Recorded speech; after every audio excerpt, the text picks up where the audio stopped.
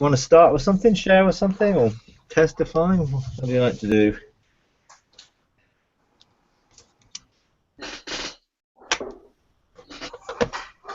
We haven't heard from you for a while, George. Do you have anything? I was going to say the same thing. Well, yeah, I do. I'm having a.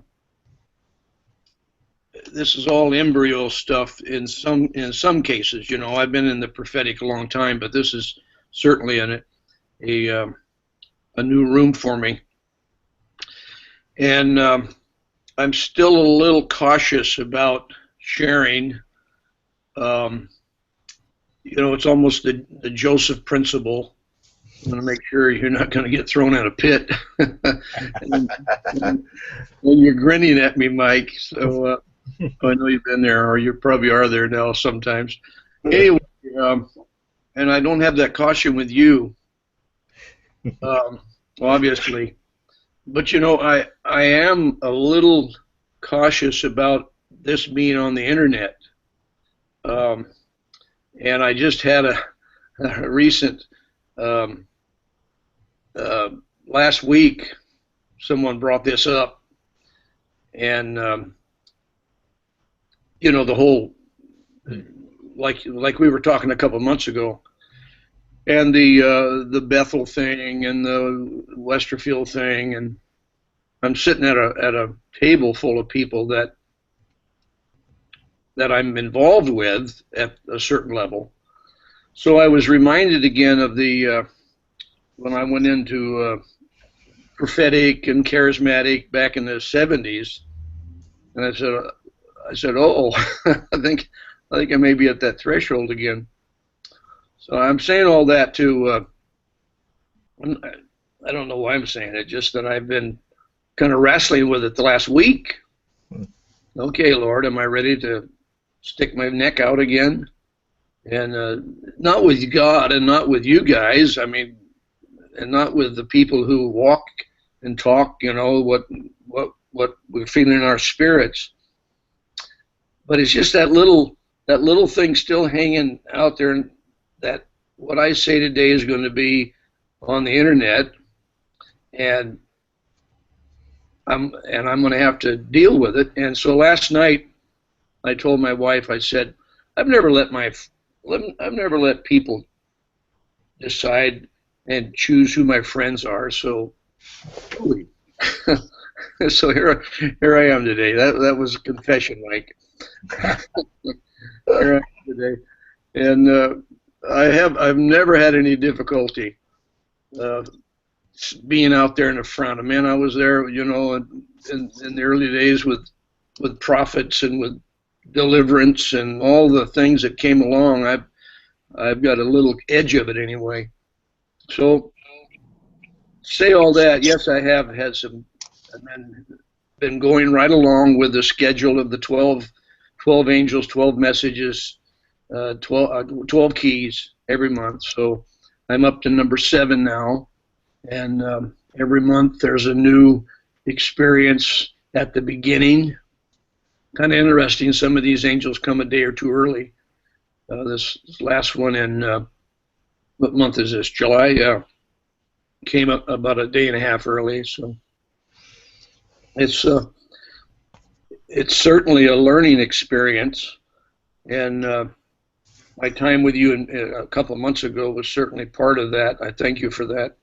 And I was telling someone, I don't know, I might have been telling Mike Lindell that the whole scenario of me being in Yakima with that ox in the ditch I had. I was over there about a year and a half working on something. Got Mike and I with time. We spent some time, and in that introduced to you, Mike Parsons. So thank you for that. And I'm rambling, but there is some great stuff happening. I'm journaling every time I have something, and every day something's coming along. So this last, it's kind of interesting. The angels are new to gender, and this last one was named Victoria. So I don't know what that's all about. You never know. Yeah. But Well, victory's always a good thing, anyway. each one has a with the name comes a description of what they're there for. Of course, this one is deliverance and victory, and the name comes, and then the prophetic follows. I sit down and write out. That's my style. How the Lord speaks to me through writing, and gives me the message, and then that message continues on through the month, little at a time. I'll get another part of it, another description. Awesome. So do you see any of that in terms of, is that something that's wider spread in terms of the area, the nation? What, I'm not saying go into detail, but is it just for you personally, or is it a wider revelation that you're receiving for anything in terms of what's coming? Or well, it's an increasing thing that things add to it as it goes along. For instance, this courthouse that I have in Tennessee and Kentucky area developed into what now is my gateway into the throne for me. And it didn't start that way. As I went there and you begin to describe how we can build this, so I went and restructured, or resurrected that. So now I go there, and then I discovered that that I have a regional authority over that area because it's in that region, and I also have authority here because I've been here. This is God's plan. Well, last month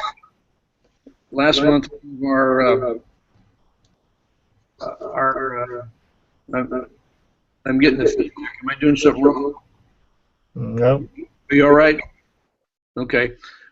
Last month, one of our women in the church was going to Kentucky to do a women's conference, and the Lord spoke to me that I had already prepared her way because I was there with this authority. So that was an interesting tie-in, that I'm dealing with a region of the nation because of that placement with that courthouse.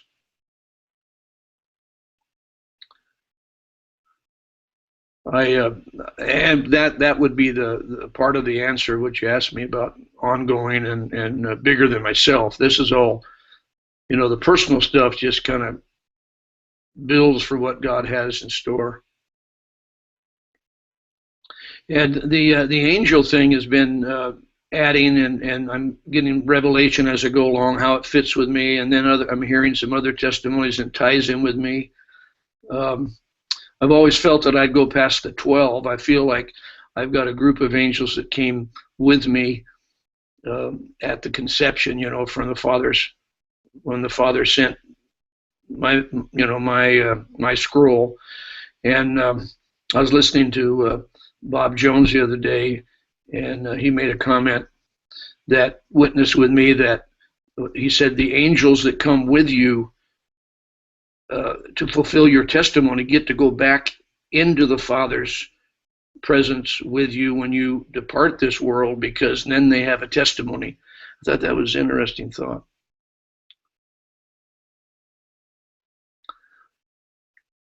So there's no end to what I could say, but that's kind of where I'm at.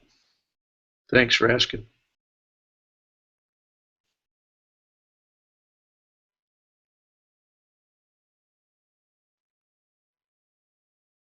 Okay, yeah, it's an ongoing process of growth, and I think it's great that you're moving forward with it, and further revelations coming and unveiling. So it's awesome.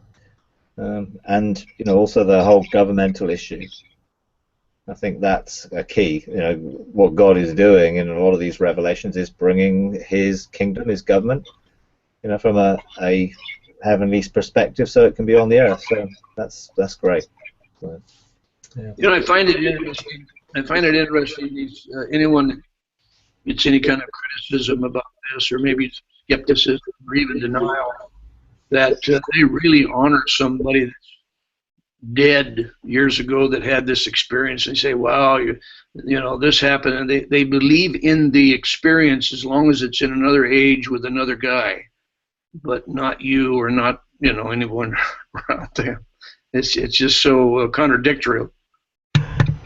Yeah, I can see that because there's less threat, isn't there? When it's another time or whatever. Yeah, wow, amazing experiences. I mean, think people like Mariah Woodruff-Etter and things like that, and all amazing things. Wow, that's great. But then you sort of talk about issues around those type of things now, and it's just like, whoa, no, that's too weird. But we're in a place where the lines are being drawn.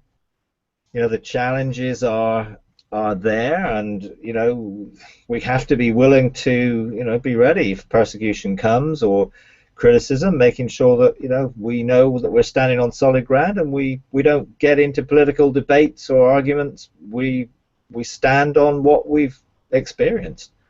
To be honest, my experience beats any theology any time for me, because no one can argue theology to explain away something that I've actually experienced, which actually does have a basis in the Word of God. So, but we are, the lines are being drawn, the challenges are out there, and more now the precedents have been set that you can denounce people and things. Others are doing it, and there's some large gatherings and churches and sort of movements that are beginning to line themselves up.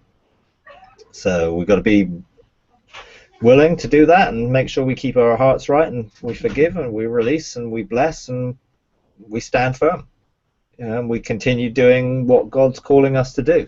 We don't have to defend it to anybody or argue the case to anybody. We just need to continue to be obedient to what God says. God will validate it or not. I think in all these things, I think the Gamaliel principle is the best. If it's God, you certainly don't want to oppose it. Wait. If you need to wait and see if the fruit comes. If it's not of God, it'll fall away to nothing. So, I think we have to be able to stand firm and to be able to continue in spite of what may be coming, because God is calling people to engage him in a more intimate and particularly in a heavenly way, and we have to be able to help people do that, and start to administrate that happening where God directs. And that's why I think government and authority in particular regions, and the mandates to outwork that are important in these things, because God is raising people up to administrate the kingdom and see things change over cities or areas or regions. So yeah, it's good, great testimony. I was just going to add that it's been a few years, I don't know, 15 or 20 since there's been something to be on the edge of. We kind of deliverance, prophecy, apostles. That was a little edgy, but not really serious. And I remember some of the guys that really stood against me in the area of deliverance, I've prayed for over the years, and now they're on. I preach for them. And others, when we got into worship used to be wow, man, you worship like that, you must be nuts. Well, now they're all doing it. And the prophets came along. Well, this is we're at that threshold again. So that's what I'm reflecting on, and I'm not backing up. So just thank you for the encouragement.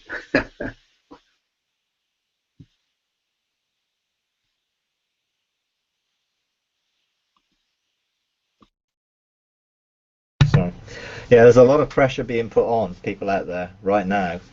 I was contacted by a lady the other day who's in a large church, and that whole church is sort of denounced Ian and Justin and others as Gnostics, and putting pressure on to have nothing to do with those that are engaging in these things. And that's what happens, the old order of that threshold don't want to cross, and they oppose the new. And we are at that point. We're at a threshold of engagement. And as you say, I can remember back in the 80s, and the Kansas City prophets and all that stuff, and you had Wimber and the Vineyard and all that stuff before that, and you go back further than I do, no doubt.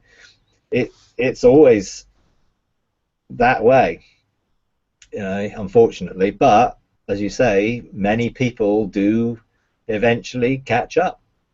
I mean, I think the key we have to sort of promote is that we're not saying we're better than anybody else, or what other people do is wrong. We just have to say, this is what we're doing. We're being obedient to the revelation God's given, and how can we be anything else? We don't have to compare it with anything.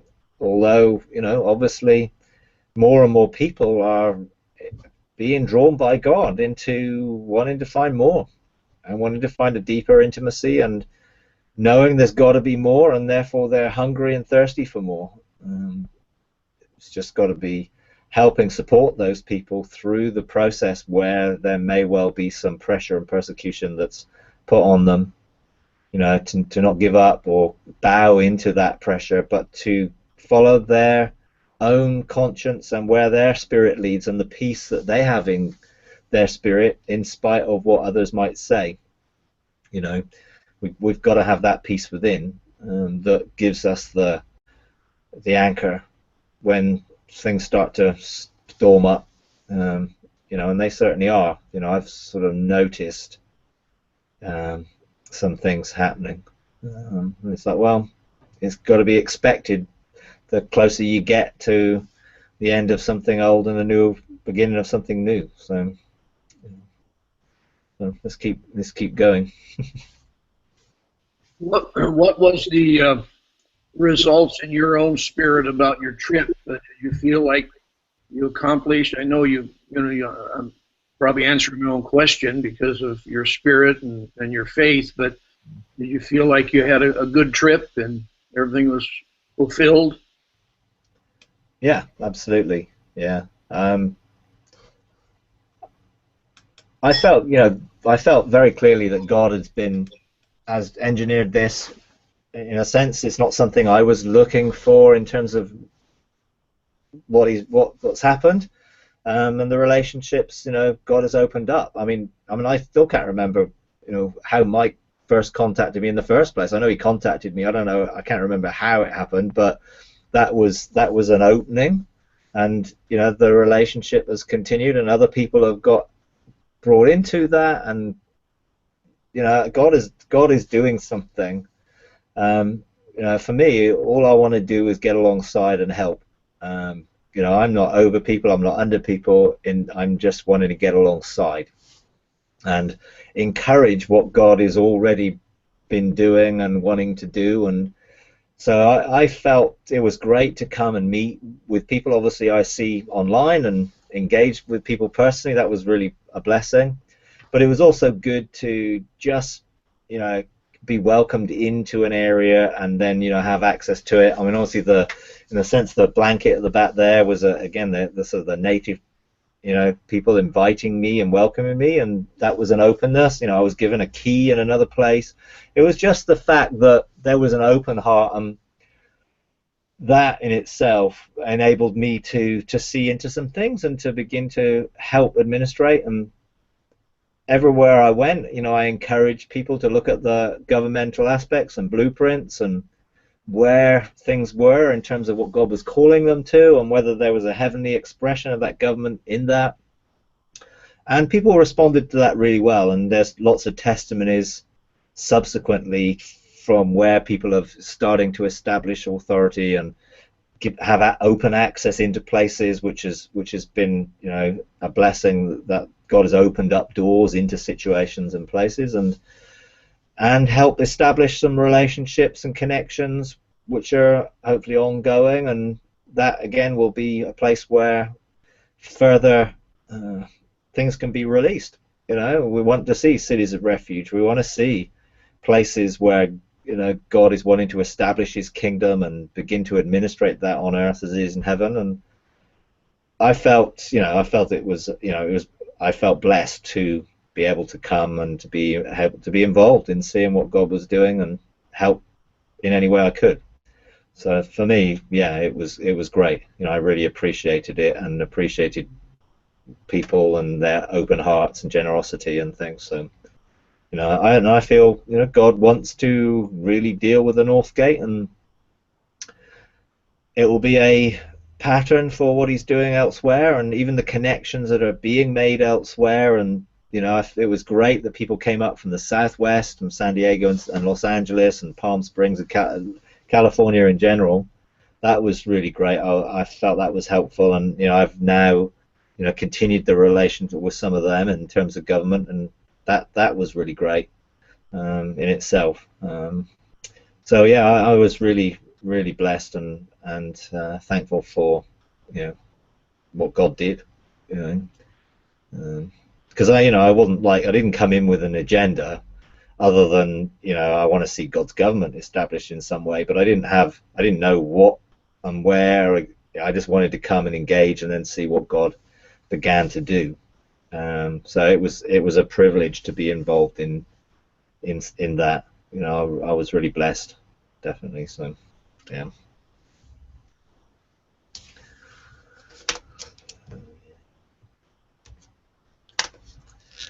So yeah. So there we go. You got anything, Kristen? Anything? Things to share? Yeah, I got my list. I was wondering where to start. Okay. So we experience. I just want to open this up because when we open it up, I get to hear some fun things. So we experienced at a bench is we actually found ourselves standing in the middle of the figure eight, the infinity sign, and one of us could see forward and one of us could see backwards. And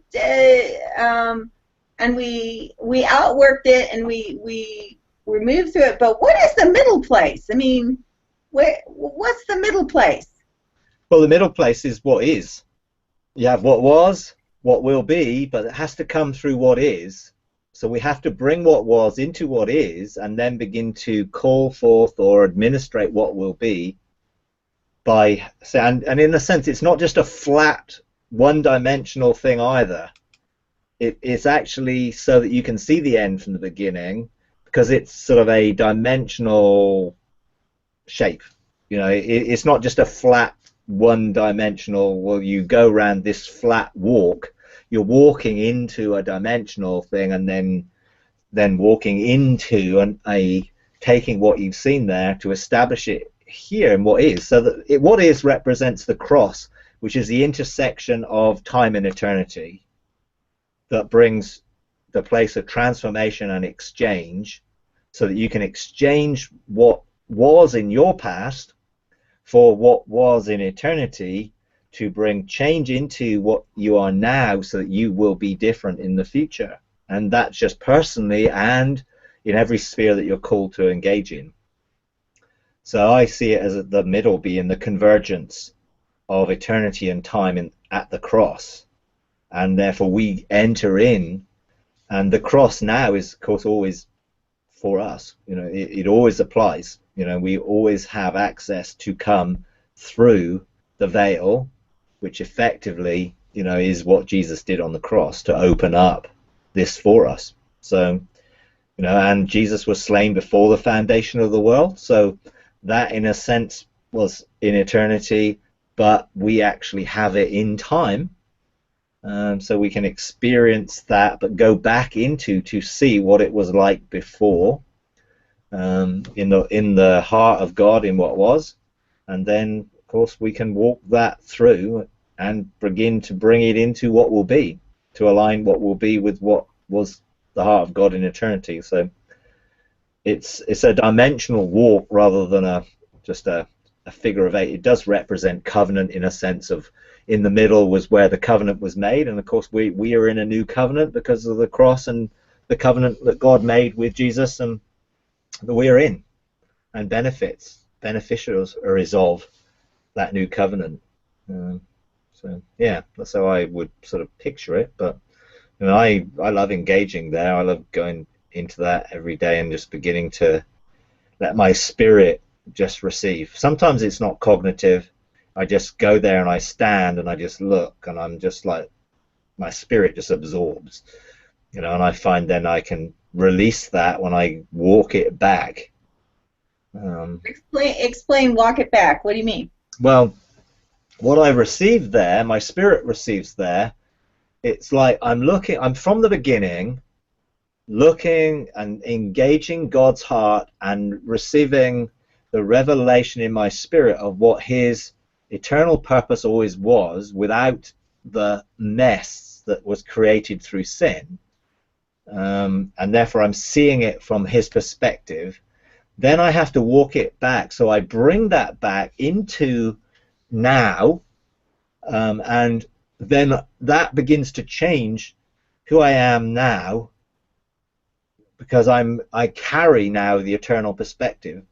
And then as I then continue looking forward, as I walk forward, I am carrying what was, and therefore will create what will be to align with what I saw back there. So every decision and everything I make in this what is place, I make through engaging through the cross and walk that out.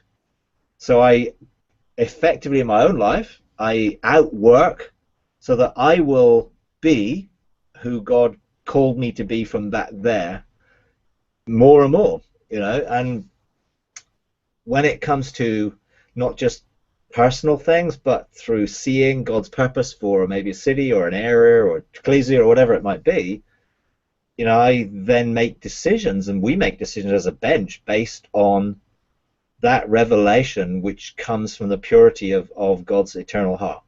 And therefore I'm not going to make decisions based on memory, history, my own ideas, but what my spirit receives by revelation there. And that's more of a spiritual walk and a leading, rather than trying to figure it out and work it out. And I find myself doing things differently on the basis of being there and having stood there and received from being there in what was. It's not like I'm looking into the future. It's like I'm looking into God's intents and purpose, and then can outwork that into the future. I don't believe the future's fixed.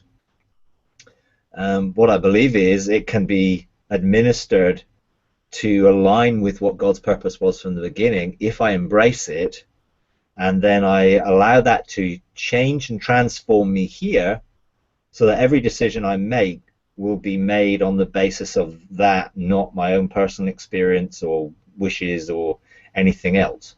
And I'm not going to be affected by my personal past when I've engaged with what the perfection of God is in it, and therefore that will change how I think and what I do, what I say, and how everything works, you know. So then we get to write the future, and we get to write history, if you like, because that will become history, but it will be more of a reflection of what we've experienced in the heart of God. Now, we're obviously learning how to do that, and we're beginning to effect that more and more. But there's got to be transformation in the process. We can't stay the same, and therefore the future is bound to be different if we're not the same. If we've changed in what is, because we've engaged something in God's heart, then the future by default has to be different, because we are different. And we will change what will be, because we will not act out of our own history in that process. And the more we engage it and the more we begin to act in accordance to it, the more the future will change. You know, not change in a sense, but will be different than if I hadn't engaged it. If you see, my own personal future is bound to be different if I've become transformed. and that means that not just my future, but those that I'm engaged with will be different. And the more that we do this, the more that we will begin to see those changes take place on the earth, um, from that place. So, yeah, that's how I sort of, I'm sort of engaging it. I mean, I can't describe it and fully explain it 100%, but I know that I'm different as I've been doing it, and I know I think differently and operate differently than I did before. So, yeah. So, what is it that you were seeing and engaging? Yeah. So we've been going through the kings, and so we went through and we did Jericho corporately, and then when we got to get back together again, we just thought, did we do everything? We asked the Lord, what we did corporately, is this finished? What's the next direction? And we got some more direction. So we spent about 3 weeks there, and what happened is that we took it from corporate, then we applied it personally, so that and then we felt that there was some lessons or precepts that we felt the Lord was teaching us before we went to AI. And so in that what we outworked, and it was probably in the top 10% of my corporate encounters. It was amazing. And all of a sudden we stepped in and we felt prompted we saw into what Achan had stolen, the spoil, right? Yep. So we felt prompted as a bench to go back and take that spoil that had been taken and give it back to God.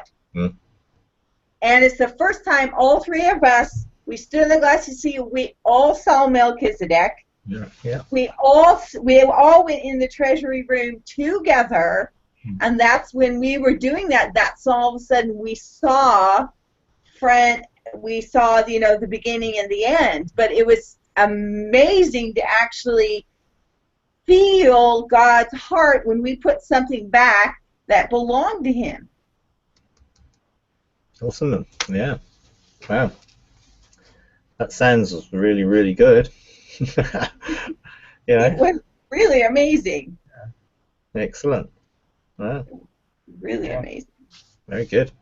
Well, I can see that when you begin to come together with, in unity of heart, and it opens up, there's a multiplication or an exponential increase in what you can begin to do together than what you can do on your own.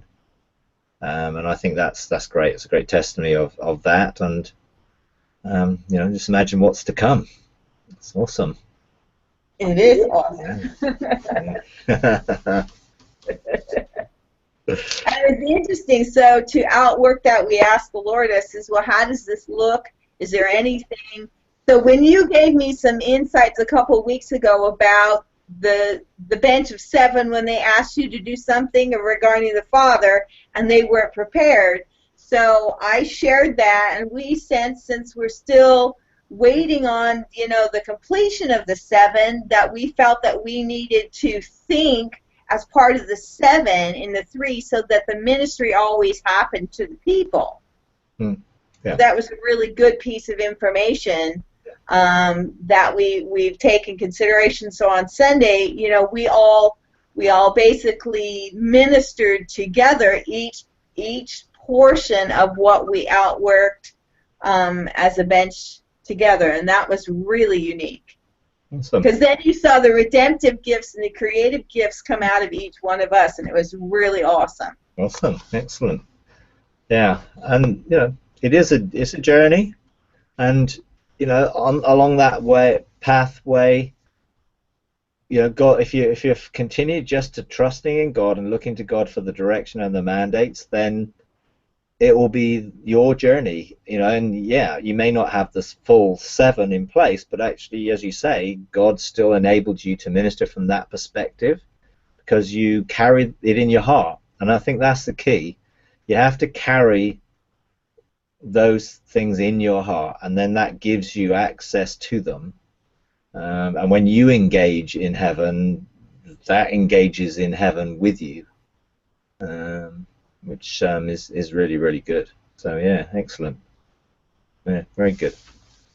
I like that. Mm. It was amazing. It was really amazing. Yeah.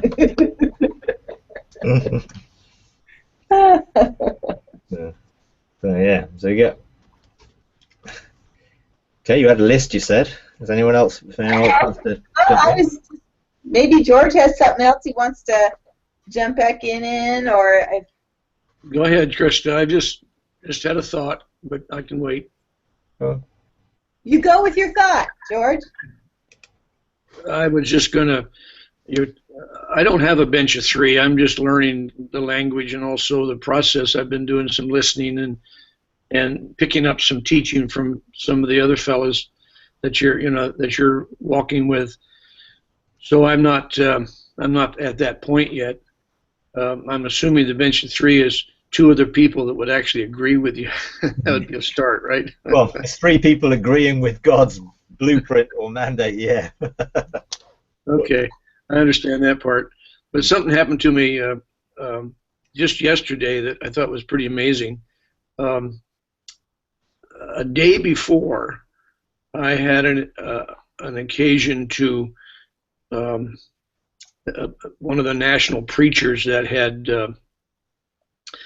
some difficulty and stepped out for a while, but was brought back in. I saw a little video clip, and when I did, I took him into my heart, asked God to forgive me for speaking anything negative about him, because we pick up these rumors and all that, and just settled that thing and was thanking God that he was being brought back in, restored, and so forth. The next day, yesterday, when I was in the throne, I went into my courthouse and then into the throne room. This guy comes in. First time I've ever had anybody in with me. This guy comes in with his angels and so forth, his troop. And man, I looked around there, and there he is. And then the Lord told me that, and I've heard you speak this, that what you carry in your heart, you can take into the throne with you. I thought, wow, for me that was a personal revelation then. Yeah, awesome. Yeah. That was pretty exciting. I love these testimonies. I mean, I just love, hearing the outworking of these things. And so that, again, that's just a great testimony, of the reality of it. It is. We can't administrate government towards that which don't carry in our hearts, but we can also bring those things in our heart and take them with us. And when you see it outwork like that, it's great. I think so. And what you did, and I think making sure that our heart is pure, and making sure that we repent if we carried wrong thoughts towards people and that stuff, I think is all part of the process. It's so easy to pick that sort of stuff up, but when we carry, and even some of the things that are going on right now, it's really important to continue to carry no unforgiveness or bitterness or resentment towards anybody, and making sure that we have a heart which is pure, but actually is willing to bless people. And Jesus said, bless those who treat you badly. And I think that's the real test of whether we've truly forgiven and released people, whether we can genuinely, honestly say, I will be willing to take them into my heart and carry them before the throne of God for their blessing. So I think it's a great testimony of doing that, and then seeing it happen at work, which is great. But I think we're going to continue to need to do this, in the season ahead, because God has not given up on the previous generation. It's not like the Moses generation has to stay in the wilderness. They can cross over whenever. It's open. Anybody can change their heart, change their mind, repent, and cross over. So it's not that, okay, yeah, we're coming to August the 8th and the end of an old generation, and bang, that's it. You know, that old generation that refused to cross over actually for 40 years wandered around, you know, and actually God is always going to give people an opportunity because he is a God of love. And he's never stopping calling people into intimacy or calling people to have their lives refined and purified. You know, he continues to do it. You know, there's a whole swathe of the church that have never really even engaged in sonship or intimacy, and he's still calling them, and he's going to increase the intensity of that call, I believe, in the future. Because, you know, that's the image of God that we have to present, that loving Father who is waiting to restore and receive us. He's not waiting to punish us. You know, even if we've messed our inheritance up, like the prodigal, the Father, he didn't remind him of it. He didn't actually mention it. He just welcomed him. And, you know, I think it's just an amazing thing of how God does treat us. He's looking, waiting, longing for us to come to him. And when we do, he doesn't remind us of our past. He just gives us new robes and a new ring of sonship and blesses and celebrates, and we enjoy, you know, being with him. And I think, you know, think of that prodigal son. You know, the guy had been feeding pigs. I don't know how many miles he walked to get home. He must have been sweaty, dirty, filthy, stinking. And the father didn't say, right, well, when you go and have a wash and a shower, you know, then you can come back then. He just welcomed him, put his arms around him, hugged him, kissed him. You know, it didn't matter. He just wanted him to restored, and then he did what he needed to do. You know, and that's what God does. And I think that's the God we need to continually look to present, so people can see the reality of who God is, not the, you know, the religious system and how they've portrayed this angry, revengeful God who's waiting to punish and beat us up if we get it wrong. You know, that's not God.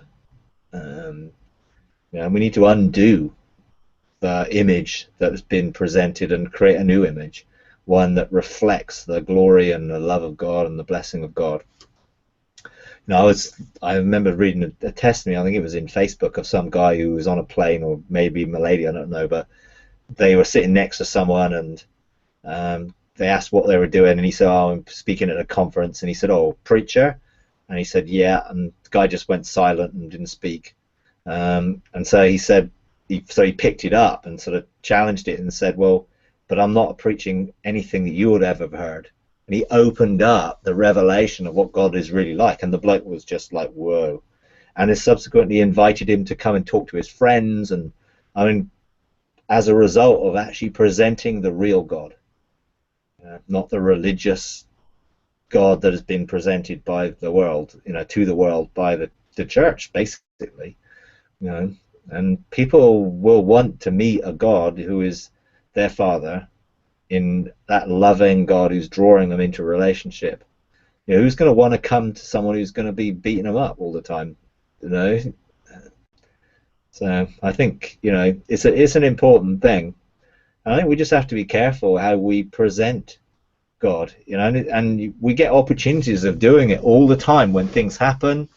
You know, I've been sort of looking a little bit on people's comments to the situation in the US over the Supreme Court ruling and all those things, and you know, so my heart's just saddened really by so much that I hear.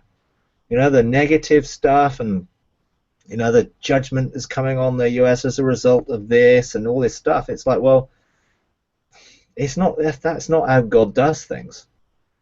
You know, and it saddened me really just to sort of see. And then one person said, no, we were praying, and God said, well, why don't you take the log out of your own eye and let the judgment come to the household of God, and then we can see about dealing with anything else. And I thought, well, yeah, let's deal with it ourselves. You know, we look at the world and look at the church. I mean, look at the state of it. You know, look at what's going on in it. I mean, we've got. You know, what do we sort of have a phrase? You know, people in glass houses don't throw stones. You know, and we've got to be so careful that we don't present ourselves as this, we have it all right and the world has it all wrong, and look at all these things they're doing.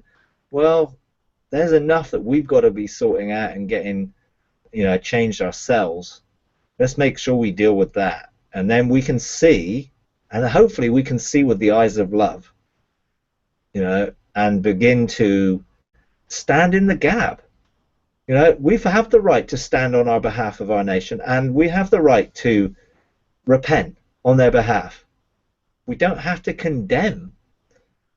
I remember when Ian Clayton was here in, I think it was 2011 or 12, we had riots going on in London, and it was starting to spread to other cities, and they were looting, and it started off as a race thing, but people just, it just exploded into violence.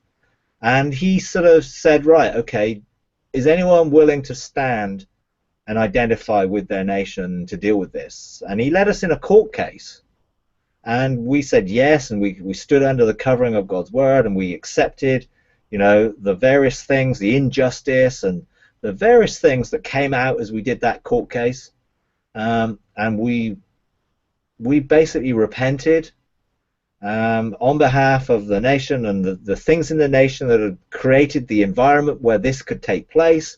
We didn't condemn those who were doing that. We recognized that actually the environment, as much as anything else, had created it. Now, that's not an excusing that saying that they did was right, or it wasn't, but as soon as we took authority and we began to identify, it stopped within a day. And I think that's what we can do in these situations.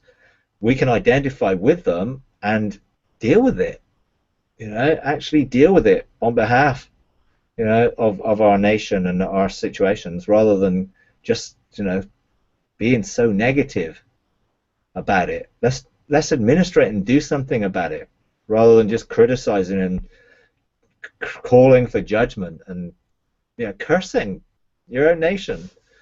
It's like, bless it, curse it. It was a little bit, when I was up in the Northwest, people initially were so negative. This is so hard, the atmosphere is so heavy, no one even wants to travel through here. And it's like, hey, I don't feel that. I'm living under an open heaven. Let's start to open up heaven. It's like we don't want to be creating by our words something that gives the enemy even more authority to be negative. Let's start to bless and call forth and prophesy and call things that be not as if they are, and start to see a change, by engaging that. So, anyway, it's another subject, but yeah. It's great, and we need to carry our city and our nation and our 7 and our 12s and everybody that we're associated with in our own hearts, and bless them, and have our best interests for them, and want to see the blessing of God released over each people that we're engaging in that way. So yeah, thank you for sharing the testimony. Mike, we've been trained to in the church life to walk in this pecking order, or at least the tall, the guys up top and then the ladder down, and that's kind of built into our psychic. So we come to this point where we're going to deal with something national, and I first thought I have at this point is, well, maybe not always, but well, there's got to be somebody bigger than me, with more power, somebody that's up at the top. I'm saying that's not right, but I'm confessing that's what I deal with. Absolutely, yeah, and I think that is the change of seeing the government of God as a foundational thing, to be a foundation to release people and to bless people and to release people out. And God is looking for willing hearts. It's not, I don't believe the majority of those who are seen and recognized in an earthly governmental sense carry the authority necessarily. God can choose anyone who's willing. And if we're willing to set the desires of our heart on our nation or our area, then God will use us. And our mandate to release the blessing of God carries just as much authority as anybody. And when we do it from the realm of heaven, it carries a whole load more authority than anybody who's doing anything on the earth. And people may never know. And so what? because we're not doing it because we want people to know. We're doing it because we want to be obedient and want to see the blessing of God and the kingdom on earth as it is in heaven. And so it doesn't matter. It really doesn't matter whether, no one knows who we are, but heaven recognizes the authority of God. And if we humble ourselves under the mighty hand of God, which in a sense is just accepting who we are and what he has called us to be and our identity in him, then he'll exalt us. He'll put us into a position where we can operate in this. And again, we're not doing it because we want the approval of men or anything else. We just want to be a blessing to God and to serve him and to outwork our destiny in him. And that's so important, for people to realize that they have total access to engage heaven and God without going through any mediator. That no one is actually over them unless they are willing to put themselves under people, and that isn't where God wants them to be. Every one of us actually should be built on a foundation that's been laid, which is Christ, which Paul said. And yes, we're responsible for how we build on that foundation, but all of us has access directly to hear God for ourselves, to build wood, hay, and stubble? No, gold, silver, and precious stones.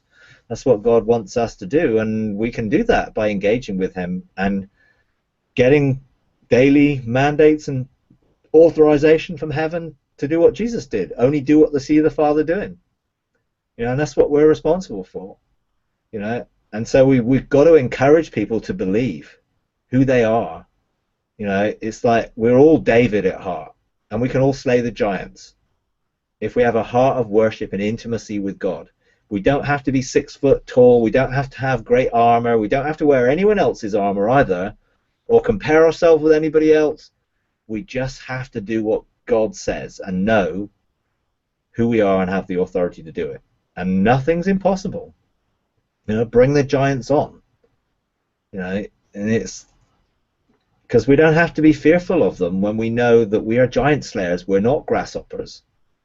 If we see ourselves as grasshoppers, then the enemy will see us that way and treat us that way. If we see ourselves as sons of God who carry the authority of God, not because we've earned it or done anything to deserve it, but because that's who we are. That is our identity. We've been adopted into his family. We are his children. We are heirs with God and co-heirs with Christ to all the fullness of the kingdom. Every one of us. Without exception, every single one of us has been called to come into the authority of sonship and to know that we're a royal priesthood. A royal priesthood having access into the very intimate things of God and the power and authority to administrate that as a king. So it's awesome. Hey, Mike. Yeah. Wanted to add to what you're saying. I think one of the things that the body of Christ deals with is understanding what it means to be filled with God in his fullness. Because we limit that because we think the fullness of God is only as full as we're able to receive in our inadequacies. Instead of his fullness is in a, I guess for lack of a better term, as Paul said, incomprehensible love, a ever-expanding love that is not limited even in our own state. It can go beyond our physical state, our mental state, even our emotional state, that he can fill us to a fullness that goes beyond even our own ability to receive it. And because of that limitation, most people live in I think, an earth-trapped realm. Anyway, while you were saying that, that came to me. Yeah. No, absolutely right. And, I think when we realize that nothing's impossible with God and we have been made righteous, and as soon as we step into that realm of heaven, the reality is that's how we are. We are the righteousness of God, and we're not limited in that way. Once we recognize that, then we will begin to walk out a holy life in this realm as a result of knowing who we are. and the fullness of God, God dwells in us, you know, and we dwell in him. And it's just such an amazing difference when you begin to experience and encounter that, rather than, you know, for most of my life, Christian life, it was just powerlessness because I didn't know that reality. I didn't know I was a house of God. I didn't know I was a gate of heaven. I didn't know that I could engage God in that level of intimacy, or he could fill me and I could be conformed to his image and like him. So yeah, there needs to be a revelation of the righteousness of God and who we are, that he's made us that way. We didn't do anything and don't have to do anything. We just have to accept and receive it. You know, we've been adopted into his family, which to me is just, I just love the thought of that. You know, because I think of the royal family here and what it would be like to be adopted into the royal family here, and then to have access to all the privileges that they have. And that's exactly what's happened to me. I've been adopted into a much better royal family, a heavenly one. You know, and that brings me all the access to everything that that brings in the family of God, which is, you know, an amazing thing. You know, and it isn't limited by my past, my history, my generational line. God can deal with all that. Once I embrace my identity, transformation begins to flow when I know that actually it's my right to be transformed. It's God's desire, and it was his eternal purpose that I would be conformed to his image, and the image that he had for me in eternity, and who I am. So yeah, definitely a key to helping people realize who they are. You know, we've got to get out of this slavery mentality and into a sonship relationship. Yeah, awesome. Yeah, I like what I was listening to Dr. O, and he said this thing. He said, "Do we even realize how valuable we are that God would be incarnated into our sinful place to subject himself to an excruciating death?" He says we're that valuable because we are his, and we bear his image, and he is bent on redeeming us, and like you said, conforming us to the image of who we are. Yeah, absolutely. No, it's you know, and I think if the enemy can get us to think of ourselves in the wrong light, then that's how we behave, that's how we act. So we've got to start seeing ourselves the way God saw us. We've got to look at those, how vast the sum of the thoughts he has, because we're precious to him, you know, and we're so precious, as you say, that yeah, he was willing to die and sacrifice and give everything so that he can redeem us and bring us back into relationship and reconcile us into that relationship with him. You know, because we are his children, you know, and we do carry that image like nothing else does. And that's why there's such a battle, you know, for our DNA and seed, if you like, in terms of, you know, our identity in who we really are. So it's awesome. Yeah, excellent. Okay. All right. Well,